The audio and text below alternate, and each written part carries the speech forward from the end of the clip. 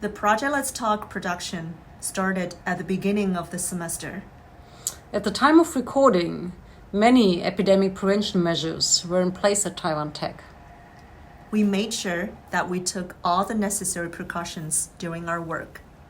Hi, I am Wannie. Welcome to our show. I am here with my lovely co-host, Stefanie. Hi, I'm Stefanie and happy to be the co-host of the show. And next to me, well, you introduce yourself. I'm Denzel, and yeah, I'm the guest today. Yes, you are. Yeah, same with me. I'm Eric, I'm a German exchange student, and now let's start with the first question. So Eric is actually a student of mine in my course this semester, and I remember the first day you came into class, and we were talking about the host family homestay situation, and you had some trouble finding a host family at the very beginning of your stay abroad here. And how was it? Can you tell us about the story? Yeah, basically a few years ago, 9 years ago now, when I was 15 years old, I went to New Zealand and lived there in a host family for a year. Yeah. And it was really awesome. You get to know how people actually behave at home, how they cook, and there were 2 young children. I see how they were growing up, how they were behaving with their friends. And I wanted to do that again. Didn't work out. I tried my best. I looked all over the internet, anything that I could read. Yeah. I asked basically every person that had any contacts with locals. Right. Yeah, I asked all my teachers, Yeah. like every Taiwanese person that I met, everybody was here for some time, every exchange student. Nobody knew anything, but I assume that's just the situation right now. Also in Taipei it's difficult because people have small places, and I would probably need a room by myself. So a lot of people don't have a spare room. That makes it really difficult. It didn't work out. Right now I live in a shared flat with some people. Actually my girlfriend is now here, so I share a room with her, so that makes it quite cheap. All right. One of the advantages. Yeah. Okay. Yes. Yeah. How was it? So how was it for you, Denzel, when you were in Germany? I think that was the last. The last couple of weeks. How did you experience the atmosphere there? Yeah, that's quite different. As well. Like at first, when they have like under 1,000 cases, it's nothing changed. Okay. Like in Germany, it's like nothing. But you will see that for Asian, we are like under 3. Sometimes we'll feel like there's like the sites like keep watching on us, and then also when we wear mask on the street. At first I'm not there to wear mask because it's like if you wear mask on the bus driver have a right to not drive, like not riding you to anywhere. Yeah. Is it? Yeah. Oh. Yeah, it's not allowed to for other reasons. Okay, of course, right. Public, that's true in buses and I think in banks, something like that. Yeah, but for different reasons. Right. Yeah. Yes. Yeah, you must cover your face. We have that law too before. You cannot wear a mask or helmet when you enter the banks or government buildings. Or in Hong Kong, for example, for security reason you have to reveal your true self. Okay. Got it. Yeah. People will think you are sick like when you wear mask. Yeah. Like and you have a really like serious disease, so you will wear mask. Yeah. So like one of my friend, another Taiwanese friend, like she wear mask really early. So when she first get on the bus, there are people like standing back all the way. Okay. Yeah. Yeah. So and then. But she did not have. She does not have. No, she just okay. wanna protect herself. Right. And then, so like in the end, we conclude a way like we wear masks and then the scarf like all the way. Oh, smart. To hide it. Yeah. Okay, so you wear a mask and then you wear a big scarf to cover that. Yeah. Okay, and make it like a fashion. Yeah. Yeah. Okay. Yeah. Did it work? Yeah. It works, but it's really like hot. Oh. Yeah. So then in the last few weeks, so we actually the last whole month is for me to travel around Germany and Europe. So like, so I planned my trip to Berlin, like from all the way from Frankfurt, like go that way, and then I went. So from the first day, it's only like 500 cases. So, and it's most of it is Aachen. Yeah, that's that where I'm area. from. Yes. Yeah, Aachen? Yeah, It's the western where part of Germany. That's Oh, where it's a place. where it broke out, basically, Yeah. the hotspot, the COVID-19 hotspot. See, was in- I'm outnumbered by German speakers. Yeah, so we still like we stay with our trip, and then there's actually nothing changed in Germany. So there's like, because I watch Taiwan news every day, like I was check, oh, that's really serious, and then I feel nothing in Germany. Like for us, we always like all of our exchange students, we don't actually feel anything change. And then my mom is like every day like text me one news from Taiwan and then come back earlier. And then like, she gave you pressure. yeah, like Okay. every day from the end of February. And so yeah, I think in the atmosphere is quite different. Like from here in Germany, it's like everyone here is like they're like panicking. Yeah, but in Germany, I actually discussed this with my German friend in Germany, and like most of the German people, like when we discuss they think they're quite confident. Like say this stuff is like happen every few years, so like our immune system is we have to stay like happy, and I agree with that. Like when you stay happy and then you stay like healthy, your immune system will be stronger and the disease won't bite us. Like yeah, like actually that makes sense. Yeah, but they're one Stay of my positive, yeah stay stay positive. active. Yeah, so they're like most of the people they're like this way. And one of my German friends is like say there's a help people which is really panicking, like storing a lot of stuff, and other help people like don't care of them at all. Yeah.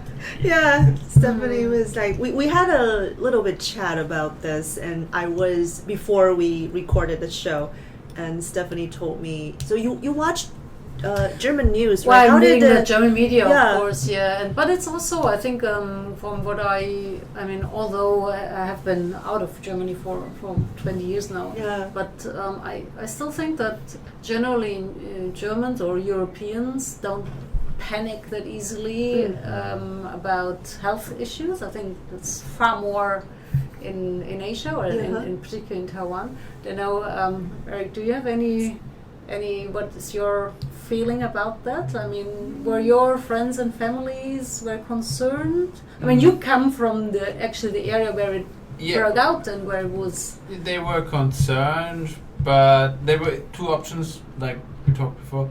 Either people, they said, okay, now I have to stay at home because my work is not happening, then I stay at home. So they didn't care at all and just followed the restrictions a little bit, but broke them quite often, to be honest. Right? They just sent me pictures from little groups of people somewhere having a party and everything. And then the other half was just, nope, never doing it, just stay at home, quarantine for all day, nothing, just don't leave the house. Yeah, either completely shut off and prepared to stay inside for half a year. So divided? Yes. I think it was underestimated as well. Yeah, some people thought it was more or less like a flu, and actually, as it's true. The narrative a lot of was, people there are waves of like it was a flus all flu. the time, and then people get through it and don't get infected. And I think a lot of people thought that's more or less like a flu and not that serious. That is, I think, what the perception was. How about now? How is the It has media and the changed. news? Okay. It has changed. Yeah, it has changed, definitely. I mean, yeah. I think, we saw what's happened in Italy and in Spain, and is quite serious. So I think now the perception has changed. But still, I think that people are not as worried as in Taiwan. And that's kind of interesting, because far more cases in Germany than in Taiwan, but in Taiwan people are far more scared. Yeah. So, yeah, that's what I think. Okay. So I think health-related issues in Asia are, it's just taken far more seriously than in Europe. Yeah. Can be a good thing, because if you worry, then you might actually do something. You're more careful. It's true. Yeah. Oh yeah. Before I left Germany, like when I was in the Frankfurt airport, there's nothing to like even no thermal meters for you, and then it's just nothing. It's like the normal time. Oh, when you were about to leave Germany to return to Taiwan, everything at the airport was still. Yeah, I remember I saw the news, and because in Taiwan we're already being told about wearing masks, be very cautious, wash our hands. We did not yet have the social distancing term yet, but we know to keep like a decent distance from don't go to a crowded place. So when we saw, remember Stefanie, when we saw it in our news, like all these international airports over European countries and in JFK, right, in New York City, and people just flooded in, trying to go to places because they wanted to either go home or go to a safer place, and they travel, and it's so packed, the airport for a few days, and I was just seeing the image or the news made me like, I'm so worried about those people. Like, they are, of course, worried and wanting to be somewhere else or wanting to get back to their loved ones, wanting to go home, but they have to go through this very, I don't know, like not crowded and chaotic. Either airport security, and you just mentioned last time when you said that it took you an hour to go through just checking your like documents, or you're taking your number, right, in Taiwan. Yeah, it's already considered with order, but it still took you a long time to get through the things. But if you have Taiwanese number, it will be really fast. 5 minutes you can go through, but if you don't have. Right. I see. Okay. I mean, Taiwan has gone through SARS. Yeah, yes. SARS is the main reason. And that is, I think, that's one of the main reasons why just the Taiwanese government also was much Were more you here when SARS happened? I was in China. Oh, you at was that in time. okay. I was in Beijing. Yeah. Okay. Do you remember anything? Oh yeah. Oh, definitely. Yeah. That was, What do you remember? well, what I remember was that, I mean, of course, I can't talk too much about, because that would be talking about how things are done in mainland China. You can imagine how it goes there. But just like maybe personally, I mean, I myself, I was not afraid. I was not actually. I was watching what was happening around me, but I was not afraid. I was not panicking. Basically, for me, I did not consider it as a threat. But just the whole, just everybody around me. It was. I mean, it was kind of. Also a surrealistic experience. Yeah. Like all of a sudden, a city of 20 million people became empty, and also there was I think for 4 weeks there was just no other topic, just like whatever you talked about, every conversation was just circling around that. And of course there was no, I mean, work came to a standstill and so on. But I mean, the lockdown was not as complete as probably was what has happened in Wuhan now. But I think it shaped the perception how vulnerable we are, and this perception has never, and this experience hasn't. That was not in Europe. that one is really vulnerable to a contagious disease. I think for Europeans never happened before. Not in the last like 100 years. 1918. Well, the Spanish Spanish flu, yeah, but not for most people now. Yeah, so and that is, I think, that certainly shaped the experience in Asia. Yeah. Well, I was not in Asia when SARS happened, and were you No, I too was too born? young. You were too. But Maybe I you were remember born, the Oh, okay. 95, the match all the way. Yeah, I was in the States, and all I could remember was my mom sending me email. Right back then, still like email, sending me email and asked me to, can you buy some N95? I said, what? It's that. It's kind of like a mask. So I don't have I don't really remember a lot because it was nothing in the U.S. You two are both exchange students, right? So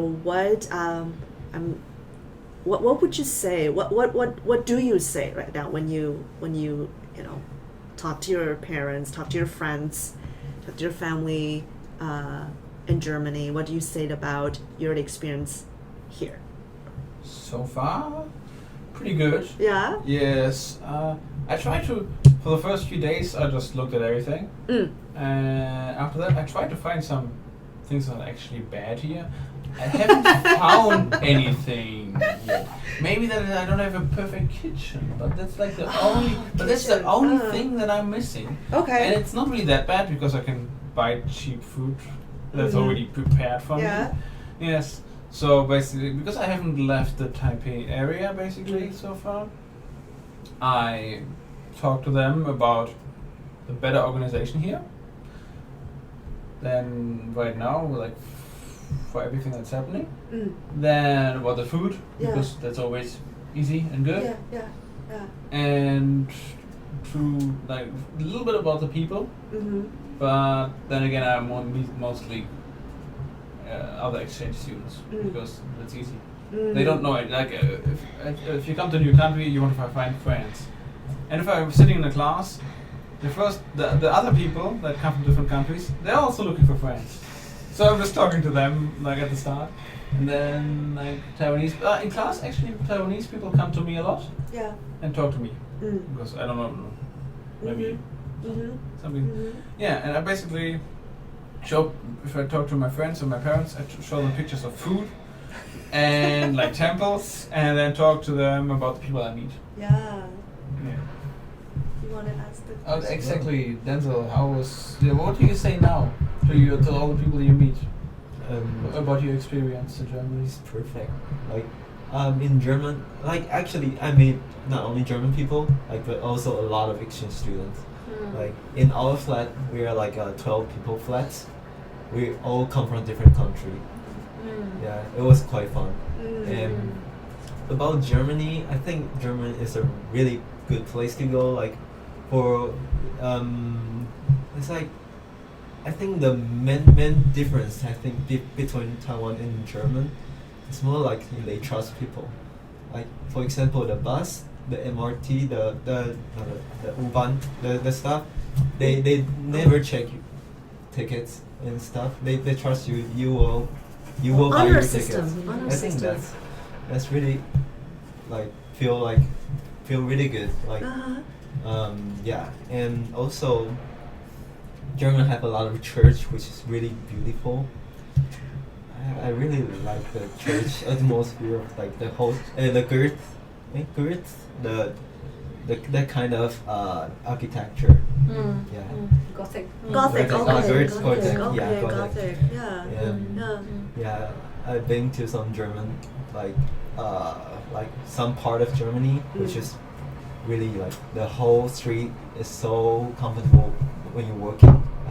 Yeah, it's really a good place to go.